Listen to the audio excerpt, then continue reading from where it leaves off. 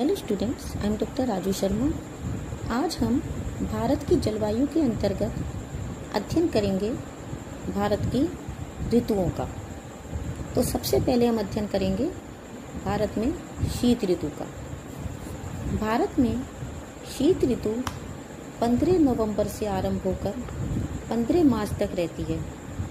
जनवरी इस ऋतु का सबसे ठंडा महीना है। भारत में शीत ऋतु में उत्तर भारत के अधिकांश में मध्य दैनिक तापमान 21 डिग्री सेंटीग्रेड से नीचा रहता है। कई बार कुछ स्थानों का तापमान हिमांक से भी नीचा चला जाता है। ऐसा विशेष रूप से पश्चिमी राजस्थान में होता है। उत्तर से दक्षिण की ओर तापमान बढ़ता जाता है। उत्तर भारत में तापमान 10 डिग्री सेंटीग्रेड से 20 डिग्री सेंटीग्रेड तक रहता है, जबकि दक्षिणी भारत में मद्रास और कोचीन का जनवरी का तापमान 24 या 25 डिग्री सेंटीग्रेड मिल जाता है। इस समय भारत में उच्च वायुदाब पाया जाता है। फलस्वरूप उच्च वायुभार से पवनें समुद्र के न्यून वायुदाब की ओर चलने लगती हैं। ये हवाएं ठंडी होती हैं। ये जहाँ भी जाती हैं तापमान को गिरा देती हैं। शीत ऋतु की प्रमुख विशेषता पश्चिम और उत्तर पश्चिम से आने वाले शीतोष्ण चक्रवात हैं। ये चक्रवात भूमध्य सागर और फारस की खाड़ी के निकट के क्षेत्रों में उत्पन्न होते हैं। ये पूर्व की ओर चलते हुए ईरान, अफगानिस्तान और पाकिस्तान को पार कर शीत ऋतु में भारत पहुंचते हैं। इनको भारत की ओर अग्रसर करने में जेट स्ट्रीम का मेन रोल होता है। इन्हीं के कारण उत्तर पश्चिमी भारत में वर्षा और हिमालय में हिमपात होता है। उत्तर पश्चिम से पूर्व की ओर इस वर्षा की मात्रा में कमी आती जाती है। क्योंकि शीत ऋतु में पवनें स्थल से जल की ओर चलती हैं, इसलिए ये शुष्क होती हैं और वर्षा नहीं करती।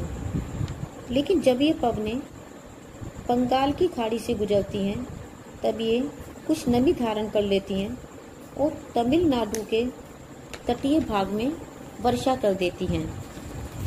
शीत ऋतु में वर्षा की मात्रा हालांकि कम होती है, परंतु रबी की फसल के लिए ये बहुत ही अधिक बेनिफिशियल है।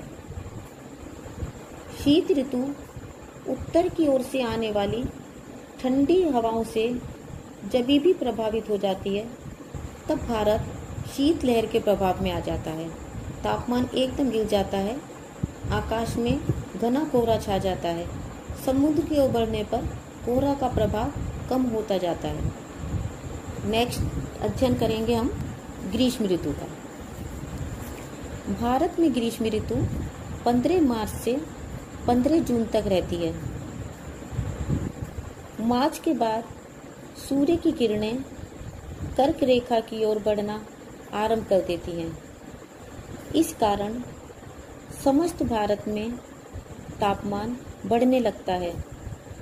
मार्च में सर्वाधिक तापमान दक्षिण भारत में 43 डिग्री सेंटीग्रेड रहता है। अप्रैल में मध्य प्रदेश और गुजरात में तापमान 43 डिग्री सेंटीग्रेड हो जाता है। मध्य मई तक उत्तर भारत का तापमान 43 डिग्री सेंटीग्रेड पहुंच जाता है। कुछ स्थानों विशेषकर पश्चिमी राजस्थान में तापमान 45 डिग्री सेंटीग्रेड से भी अधिक हो जाता है। जून माह में यह स्थिति तब तक रहती है जब तक कि वर्षाकालीन हवाएं यहाँ तक नहीं पहुँच जाएं। मई जून इस ऋतु के सबसे अधिक गर्म महीने हैं। जून के महीने में उत्तरी भारत के नगर भीषण गर्मी से झुलस जाते हैं। कई स्थानों का तापमान 50 डिग्री सेंटीग्रेड भी पहुंच जाता है। समुद्र के निकटवर्ती भागों में तापमान अपेक्षाकृत कम होता जाता है। ग्रीष्म ऋतु में समस्त भारत में तापमान बढ़ने के साथ साथ वायु दाब में भी कमी होने लगती है। जो जो तापमान बढ़ता जाता है त्यों-त्यों निम्न वायु दाब का केंद्र पश्चिमोत्तर भारत में मरुस्थल होने के कारण खिसकता जाता है। मरुस्थल के अतिरिक्त छोटा नागपुर के पठार के निकट भी निम्न वायु दाब का केंद्र बन जाता है। इस समय तक शीतकालीन मानसूनी पवनों की दिशाएं परिवर्तित होती जाती हैं। जगह जगह स्थानीय पवनें चलने लगती हैं। उत्तरी भारत में इन दिनों दिन के समय गर्म और शुष्क पछुआ पवनें बहुत ही अधिक तीव्र गति से चलती हैं, जिन्हें लू कहते हैं। इनका प्रभाव सामान्यतः उत्तरी भारत में राजस्थान, पंजाब, हरियाणा, गुजरात, यूपी, बिहार, उड़ीसा और दिल्ली में होता है। ये सामान्यतः उत्तर पश्चिम से उत्तर पूर्व की ओर चला करती हैं। मई जून के महीने में तीव्र गति से चलने वाली ये पवनें बहुत ही अधिक उष्ण और शुष्क होती हैं। जब इन शुष्क पवनों से आर्द्र पवनें मिलती हैं तो भीषण तूफान आते हैं। इनसे वर्षा भी हो जाती है। बंगाल में इन्हें काल बैसाखी कहते हैं। इस वर्षा को बसंत ऋतु की तूफानी वर्षा भी कहते हैं।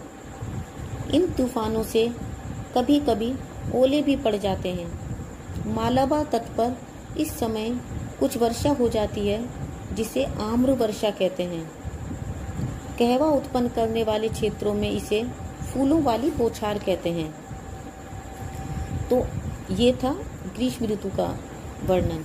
अब नेक्स्ट अपन अध्ययन करेंगे वर्षा ऋतु का। ग्रीष्म ऋतु में भारत के मध्य से गुजरने वाली कर्क रेखा पर सूर्य की किरणें सीधी पड़ती हैं। परिणाम स्वरूप इन दिनों भारत में कड़ी गर्मी पड़ती है। इससे यहाँ न्यून वायुदाब का क्षेत्र बन जाता है और हिंद महासागर में अधिक वायुदाब का क्षेत्र। अतः हिंद महासागर की ओर से पवनें उत्तर की ओर चलने लगती हैं। ये पवनें चूँकि हिंद महासागर के गर्म जल के ऊपर से होकर आती हैं, इसलिए ये भाप से भरी हुई होती हैं। इन दिनों तिब्बत और मध्य एशिया में न्यून वायुदाब का क्षेत्र होता है। अतः हिंद महासागर से दक्षिणी पूर्वी व्यापारिक पवनें भारत की ओर चलने लगती हैं, परंतु भूमध्य रेखा को पार कर ये फेरल के नियम के अनुसार उत्तरी गोलार्ध में दाईं तरफ मुड़ जाती हैं। भाप से भरी ये पवनें ही ग्रीष्मकालीन मानसूनी पवनें कहलाती हैं।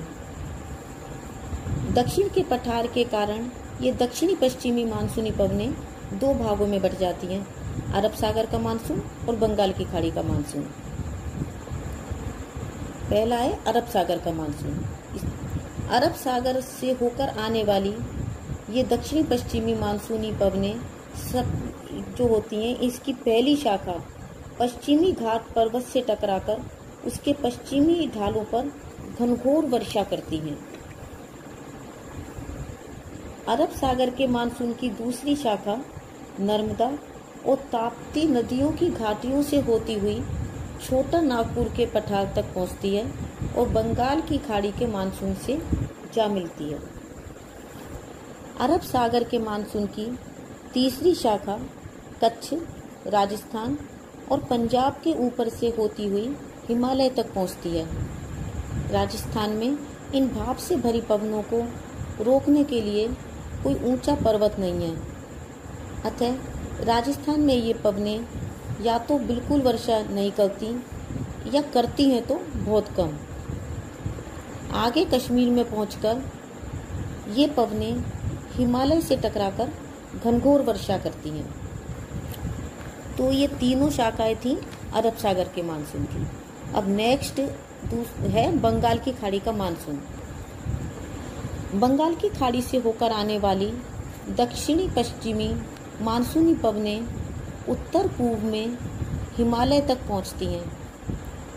हिमालय पर्वत की ऊंची श्रेणी को पार न करने के कारण ये पवनें हिमालय से टकराकर घनघोर वर्षा करती हैं। ये विशेष रूप से असम, मणिपुर, मेघालय और पश्चिमी बंगाल में घनघोर वर्षा करती हैं। ये पवनें हिमालय के सहारे सहारे पूर्व से पश्चिम की ओर बढ़ती हैं।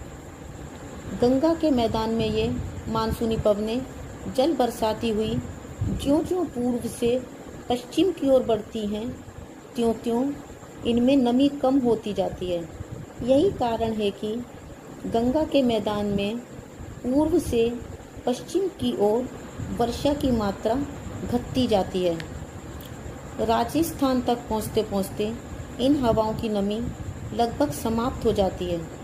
उदाहरण के लिए असम, मेघालय में इन हवाओं द्वारा 250 सेंटीमीटर से अधिक वर्षा होती है।